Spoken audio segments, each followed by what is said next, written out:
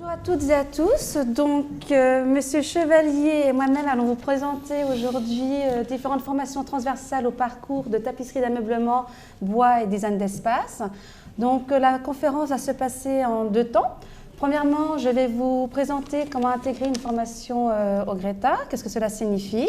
Et ensuite, je laisserai la parole à Monsieur Chevalier, que vous êtes venu écouter, qui vous présentera différentes formations. Donc, pour commencer, pour pouvoir intégrer une formation au Greta, il faut absolument que vous ayez un projet professionnel. Donc vraiment, il faut que vous éclaircissiez vos motivations. Qu'est-ce que vous souhaitez faire dans l'avenir? Ce n'est pas souhaiter faire une formation, c'est avoir un projet professionnel. Si c'est nécessaire, vous pouvez tout à fait effectuer un bilan de compétences auprès d'organismes tels que Pôle emploi et ensuite venir nous voir quand vous avez bien ciblé votre projet et les formations dont vous avez besoin. Faites attention à l'expérience nécessaire dans le domaine visé. Et pour cela, vous pouvez regarder les fiches que vous pouvez trouver, les fiches métiers sur Pôle emploi, ou vous renseigner à la Cité des métiers, regarder sur Internet, l'Institut national des métiers d'art, etc. Alors, un projet de formation. Donc, quel type de formation pour quel projet et non pas l'inverse. Donc, pour commencer, regardez déjà les modalités de formation. Est-ce que cela se passe en centre, c'est-à-dire dans une école, telle que l'école Boulle? Est-ce que ça se passe en entreprise ou est-ce que c'est de la formation à distance? Ça peut arriver, nous en faisons. Est-ce que c'est une formation, vous avez besoin d'une formation diplômante ou est-ce qu'un certificat est suffisant? Quels sont les prérequis? Très nécessaires, faites attention aux prérequis. Vous ne pouvez pas intégrer une formation si vous n'avez pas les prérequis. Donc, commencez par déjà avoir les prérequis pour ensuite pouvoir postuler dans la formation. Ce n'est pas un cheminement inverse. Vous pouvez également, ça peut arriver, nous avons au sein du Greta une personne qui s'occupe des VAE. VAE, validation des acquis de l'expérience. Cela concerne les personnes qui ont déjà minimum 3 ans d'expérience dans le métier, qui ont obtenu les compétences, mais qui n'ont pas le diplôme et qui souhaitent obtenir le diplôme. Donc, elles ne font pas comme une personne qui n'a pas du tout de compétences, c'est-à-dire reprendre toute la formation dans son ensemble, mais c'est une formation spécialisée, en général moins longue, pour obtenir le même diplôme. Alors, s'orienter vers une formation, qu'est-ce que cela signifie? Déjà, il ne faut absolument pas fantasmer votre formation. Il faut être totalement réaliste. Si j'insiste sur le fait de fantasmer, ce n'est pas « oh, j'adore le bois, tiens, je vais aller me faire les arts du bois ». Non, ce n'est pas ça du tout. Il faut vraiment que vous regardiez qu'est-ce que signifie travailler le bois. Est-ce que c'est fait pour moi? Est-ce que c'est vraiment cela dont j'ai envie? Est-ce que j'en suis capable? Vous devez, pour cela, vous pouvez vous aider de notre site internet, Greta, dans lesquels vous découvrez toutes les fiches descriptives.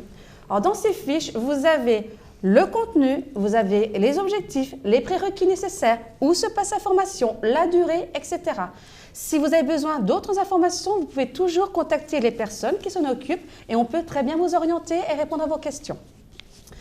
Vous devez ensuite envoyer un CV et une lettre de motivation qui explique bien votre projet professionnel. Ça aide les personnes qui font le recrutement et les formateurs à savoir quel type de stagiaires vont intégrer la formation. Ça permet ensuite de construire le programme pour les stagiaires. Ce n'est pas chaque année on fait le même programme, on peut également adapter suivant le groupe que l'on a. Et enfin, on vous demande de bien mûrir votre projet, c'est-à-dire réfléchissez, ce n'est pas du jour au lendemain, je dis « ah tiens, je vais faire telle formation ». Non, réfléchissez aux tenants, aux aboutissants, aux conséquences, qu'est-ce que cela signifie, la reconversion que vous tentez de faire, la formation que vous voulez faire. Montez le plan de financement. Donc, il y a la conférence précédente concernait le financement, mais on peut toujours vous renseigner. Vous pouvez, en tant que demandeur d'emploi, en tant que salarié, en tant qu'artisan, demander des aides au financement. Donc, il y a différents organismes qui s'occupent de cela. Attention, les délais sont différents sur les organismes. Ça peut être de 2 mois avant le début de la formation à 6 mois avant le début de la formation. Donc, vraiment, il faut vous prendre à l'avance quand vous souhaitez une formation. N'attendez pas le jour pour le lendemain parce que le financement sera trop tard. Il faudra que vous financiez automatiquement tout seul. De même, si vous demandez une aide au financement, prévoyez toujours un plan B. Ce n'est pas automatique. Donc, il peut toujours y avoir malheureusement des refus. Donc, pensez à, si je n'ai pas mon financement, comment vais-je pouvoir financer ma formation?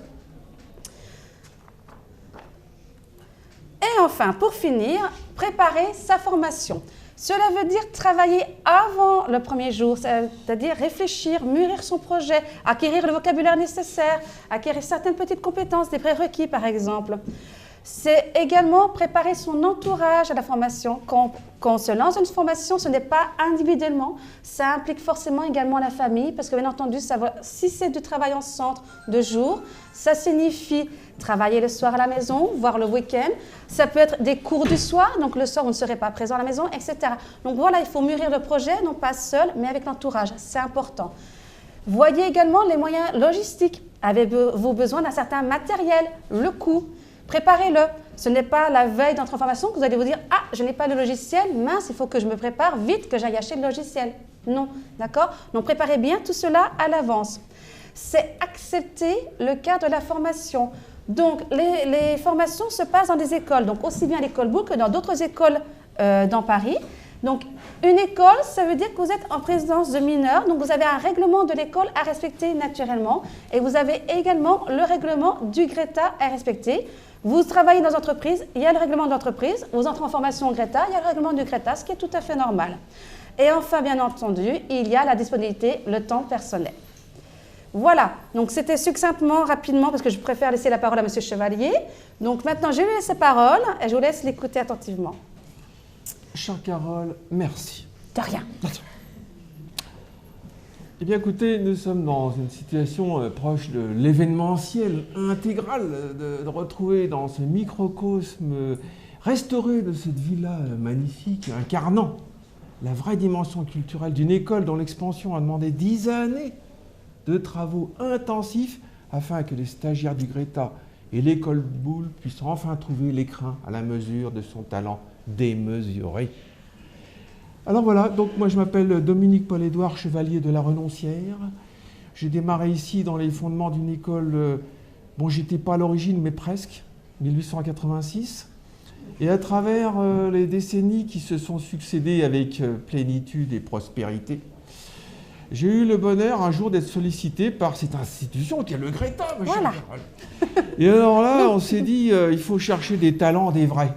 Il s'est trouvé que j'étais sur cette sellette et le directeur m'a dit « Après vous, plus personne ». Je dis « Non, il faut être dans la compassion de ceux qui veulent réussir quand même. » Alors je leur ai donné une capacité de pouvoir s'épanouir, non seulement dans, je dirais, la notoriété de l'école Boulle, qui est un véritable passeport dans lequel s'intègre et s'assimile l'institution du GRETA, qui est un mouvement qui donne une chance à chacune et chacun d'entre nous quand on a commencé à rater sa vie et qu'on se dit « C'est vrai, j'arrive à des 25, 30 ans, 40, 50, 60 ans, je suis presque mort. Mon esprit est atteint de vétusté programmée dans une obsolescence non négligeable. Et j'ai pourtant envie de ressusciter. » C'est là que le GRETA s'affirme et dit « Nous sommes l'opportunité de votre avenir, de votre présent. » Et ça éloigne encore un peu plus le côté insalubre d'une mentalité dégradée par les trahisons des uns, les déceptions des autres. Et le GRETA, au-delà même de cette excellence de formation professionnelle, a la capacité de pouvoir réhabiliter la confiance que chacune et chacun a perdue. Donc dans cette ornière de notre civilisation, qui a parfois peut-être provoqué des échecs d'ordre conjugaux, d'ordre professionnel, le GRETA se positionne afin que cette dimension de réhabilitation, de mise en confiance de notre talent soit enfin reconnue.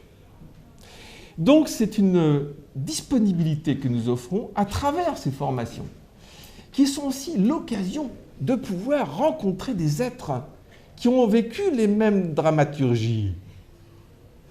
En disant voilà, bah oui, jusque-là j'ai eu une magnifique famille, j'ai eu des amis, et pourtant j'ai un sentiment un petit peu amer d'une notion peut-être perfide, d'une perte de destin.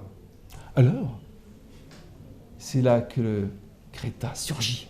Nous sommes là, avec des équipes de professionnels qui ont fait leurs preuves. N'est-ce pas? Et qui peuvent créer un climat d'hospitalité professionnelle, affective, sentimentale, réconfortante. Plus tard, vous direz, Je ne vois pas comment j'ai pu m'intéresser au football jusque-là. Comment j'ai pu me dégrader dans les stades avec les gens dépourvus de cerveau? Comment j'ai pu fréquenter cette faune, ces hyènes et ces chacals? Non, maintenant je leur dirais non, terminez le football. Toi, les frites et les ketchup et les cacahuètes et les bières tièdes, c'est fini pour moi. Mais ils n'ont pas tous eu la chance d'être à l'école Bollé et au Greta. Donc il ne faut pas leur en vouloir. Il ne faut pas les juger, les gens qui vont voir le match de football. Ils ne savent pas que le Greta existe.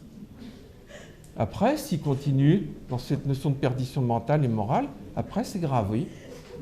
Et je pense que la contrition, la rédemption sera assortie de la pénitence s'ils veulent vraiment progresser au Greta. Ça, c'est sûr. On leur donne une chance, une seule, mais il faut encore la tenir. La sélection est rude. Beaucoup de gens veulent rentrer dans cette institution. Avec, à chaque fois, qu'est-ce qui détermine la volonté d'inscription? C'est de dire, la personne est loyale et elle a en elle la substance, l'incandescence. Total. J'adore quand elle affirme ce que je dis. Et alors, pour pouvoir entrer dans cette institution, moi, Dominique Chevalier, Paul-Édouard de la Renoncière, je suis d'origine noble, mais je ne veux pas en mettre en avant. Simplement, je dis, je suis chargé de cours depuis bientôt d'innombrables décennies. Et ça n'a pourtant pas altéré l'amorce d'un enthousiasme qui s'était jamais peut-être diminué. Parce que nous sommes une équipe. Et on a tous, au-delà de cette compétence et de cette excellence professionnelle, le sens de l'amitié. Et c'est ce qui fait que ce réseau est plus qu'une solidarité. C'est une force. Et ça se sent dans les ateliers, dans nos réunions, dans nos contacts quotidiens. Moi, on m'a demandé, il y a quelques siècles de ça, de venir ici à l'École Boulle. J'étais marionnettiste. Et le fait de manipuler des poupées de bois, je me suis dit, ça peut aussi s'adapter à des poupées de chair. Et finalement, je m'en sors assez bien, en donnant à chacune et chacun la possibilité de trouver dans cette notion parfois conditionnée de l'action musicale un thème et un destin particulier. J'enseigne donc le lundi soir un cours qui s'intitule « Histoire de l'habitat, du mobilier et des modes de vie », incluant non seulement le mobilier, la décoration intérieure des origines à nos jours, mais en même temps tout ce qui est lié à la mode, à la locomotion, à tout ce qui est lié aux notions de collision historique qui parfois mettent en péril les plus grands de toutes les civilisations. Et de voir combien parfois la plateforme affective d'un sentiment déclenché peut mettre en évidence la beauté d'une civilisation. Si on regarde Louis XIV, sans Louise de la Vallière, que serait-il? Qu'un despote et un tyran grandiose. Donc l'histoire des modes de vie, c'est aussi savoir intégrer la dimension humaine, sans lequel tout ne serait que factice, décor et simulation du réel. Ça, c'est beau, ça, hein? Je trouve aussi. Mon cours, donc, s'articule tous les lundis soirs, de 18h à 21h, dans une belle salle qu'on appelle à l'école le sanctuaire. Parce que c'est un peu la grand-messe de tous les jours, qui n'est pas profane.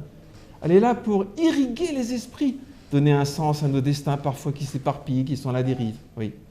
Alors là, on va trouver toutes les réponses associées à l'histoire chronologique de l'Antiquité, parce qu'on passe par l'Antiquité en traversant le Moyen-Âge, en traversant le maniérisme capricieux d'une Renaissance parfois ambiguë, et trouver la force d'un XVIIe siècle qui se retrouve dans les métiers d'art, parce qu'en fait, ce cours prend en compte toutes les disciplines de l'école, aussi bien le mobilier que le métal, la tapisserie, tout ce qui crée l'écrin intemporel de nos civilisations, avec, en point commun, la participation de se sentir de plein pied avec notre époque, se dire « ouais, bon, c'était comme ça dans le temps ». Non, c'est comme ça aujourd'hui, en se servant de tout ce qui constitue un passé qui est substantiel.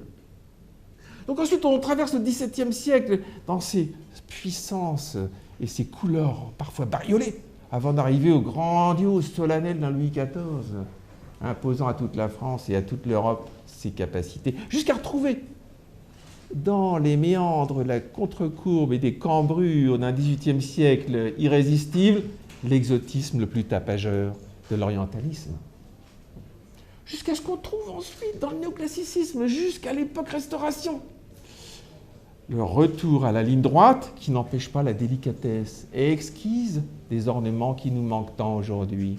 Mais à l'école Boulle et au Greta, on les ressuscite, car dans ces cours qui passent par les ateliers entre l'ébénisterie, la restauration, la marqueterie, la tapisserie, etc., on essaie de mettre en scène une sorte d'actualité qui motive les générations d'aujourd'hui à croire en eux-mêmes et croire en l'avenir de cette nation qu'est la France, qui n'est pas toujours dans une dimension proche du naufrage. Et alors, à ce titre, quand on arrive au XIXe siècle et qu'on voit l'opulence capitonnée d'un second empire dont l'aspect charnu nous transcende en permanence jusqu'à retrouver le naturalisme organique d'un art nouveau stimulant nos plus proches et intimes sensations, jusqu'à ce que l'art déco s'empare de nous, jusqu'à l'effervescence des 50s et à cette polyvalence qui est celle d'aujourd'hui, l'hétéroclisme flamboyant de toutes les cultures où nos métiers d'art se trouvent engagés vers une véritable dimension que j'appellerais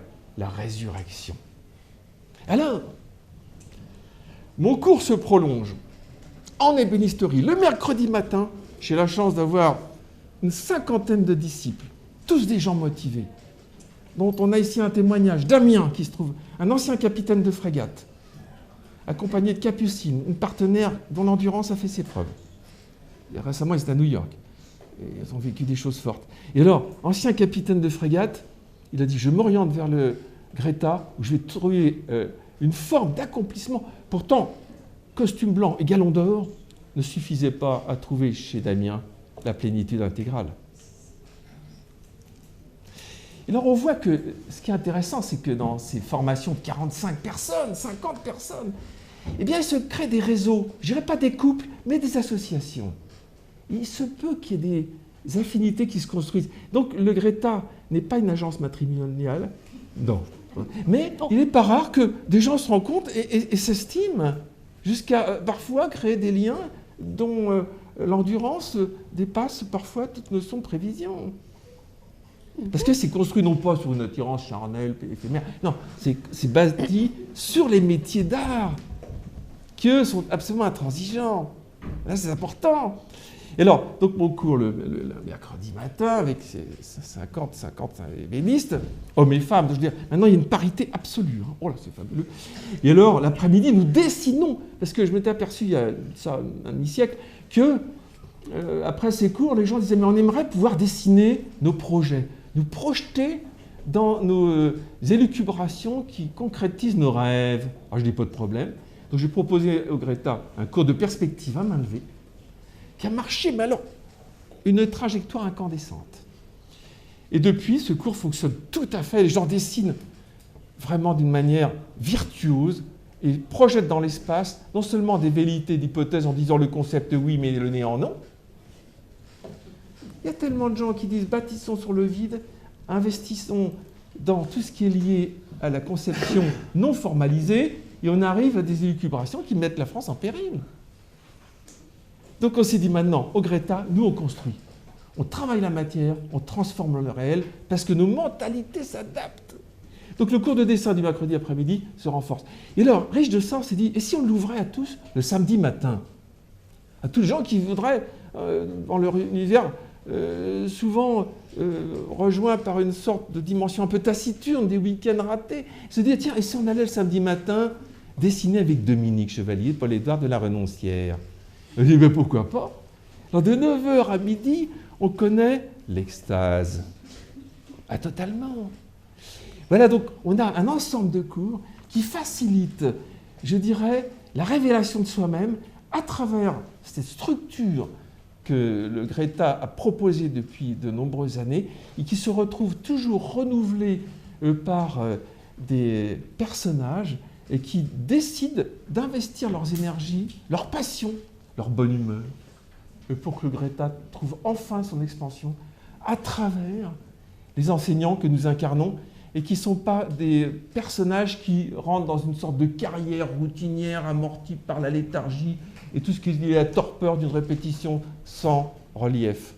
Nous sommes des gens passionnés et on essaye et on réussit à le transposer dans un public, dans une population qui, chaque année, est l'émergence, d'éclosion d'un univers qui, au-delà d'une notion de promesse de bourgeonnement, est en plein épanouissement, d'un rayonnement qui est bien plus que floral, qui est totalement organique. Merci de votre attention et bravo pour le Greta. Vive l'avenir, vive le présent, vive aujourd'hui. Bravo.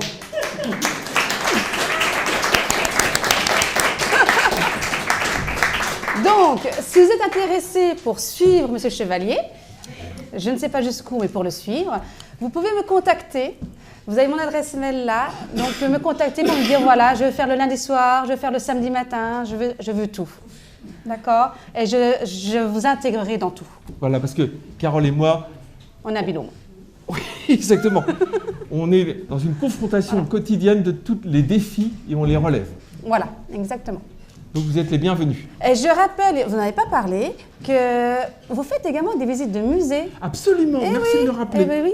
Oui, merci de le rappeler, c'est exact. C'est important.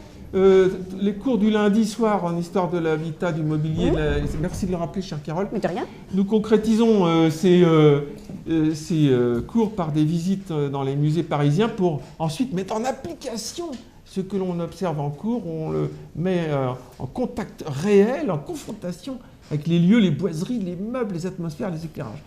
Et même chose pour le samedi matin et le mercredi aussi. Nous allons dans les musées, nous dessinons, nous regardons les choses, nous les vivons intensément dans cette transversalité qui n'est pas que des mots, qui passe à travers la consistance du réel et du bonheur de partager. Ça, c'est beau aussi. Hein. Je trouve aussi, ouais.